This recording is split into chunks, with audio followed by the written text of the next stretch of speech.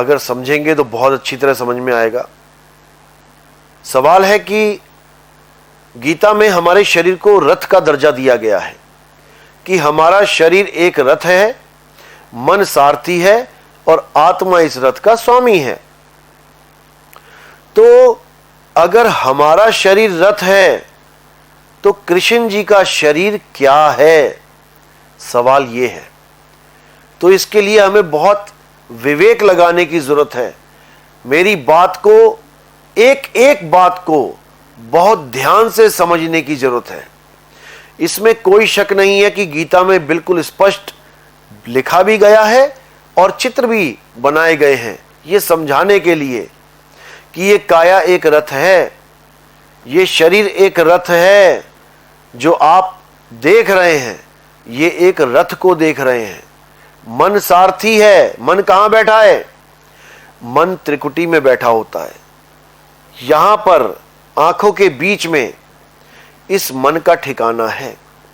कबीर साहब कहते हैं, निज मन करत जहां ठकुराई, सो नैनन पिछवाड़ा है।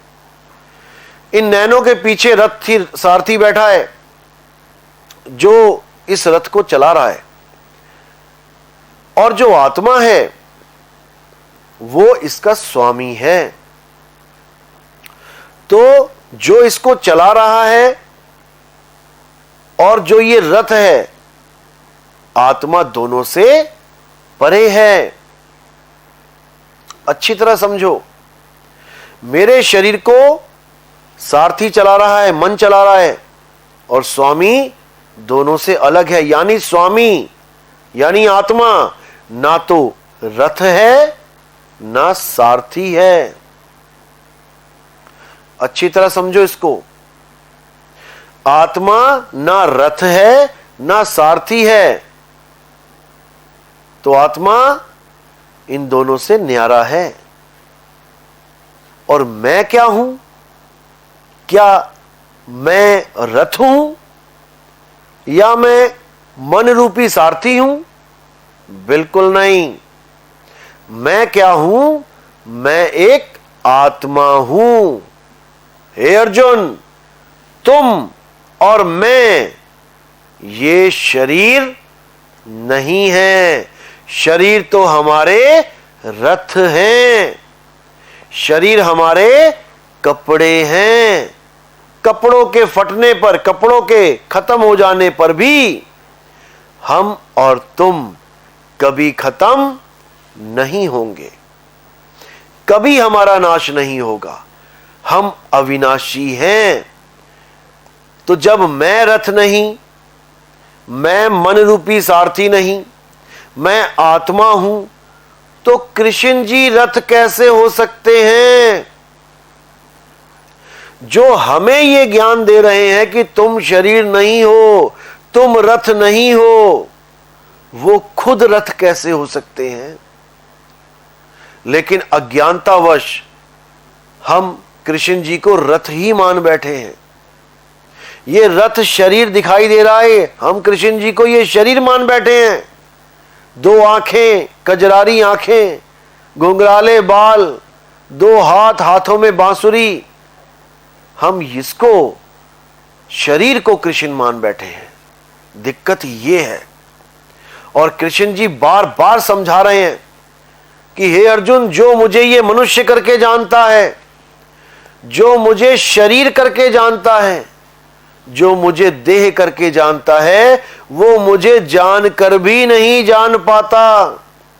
सारी उम्र कृष्ण भगत बना रहेगा, लेकिन रथ की पूजा करता रह जाएगा। रथ को ही कृष्ण समझ लेगा, रथ को ही भगवान बना बैठेगा। यही दिक्कत है। इसीलिए हम बार बार जन्म मरण में फंसते ही चले जा रहे हैं। बार बार हम 1,84,000 में भटकते ही चले जा रहे हैं। लेकिन अगर हमने कृष्ण जी की कही एक एक बात को समझ लिया, तो याद रखना, हमारी उन्नति होने से कोई नहीं रोक सकता। 100% हमारी उन्नति हो जाएगी। हम ये जन्म मरण का बंधन छोड़ के सदा सदा के लिए आत्मा में स्थित हो जाएंगे। तो इसलिए बहुत जरूरी है कि कृष्ण जी की कही एक एक बात पे विचार करना है, इतना विवेक लगाना है, इतना विवेक लगाना है कि तुम्हें हर चीज समझ में आनी चाहिए। ये जल्दबाजी का सौदा नहीं है कि मंदिर गए, मूर्ति पे भोग लगाया, प्रसाद लगाया, माला पहनाई, फूल डाले, घंटी बजाई, मन्नत मांगी, घर को वापस आ गए। ऐसे भगवान की भक्ति नहीं होती।